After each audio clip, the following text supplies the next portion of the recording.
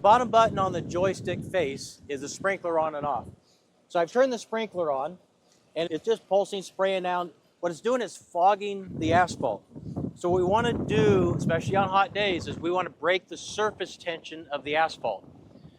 What that means is we want the material we're applying to have an opportunity to bond to the underlying asphalt.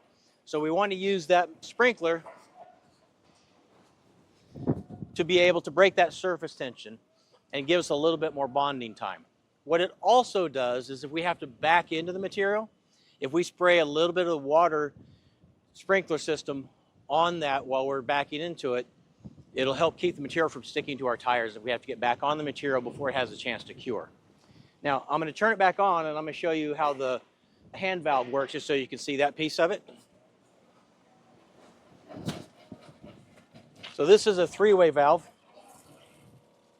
and we can turn it on and run. It hasn't been flushed yet, but we can just run it, and that gives us enough water and a little bit of pressure for, again, a little on-site cleanup. If there's a spill of material on some concrete that we don't want and we want to be able to wash it off, just enough to be able to handle that part of it.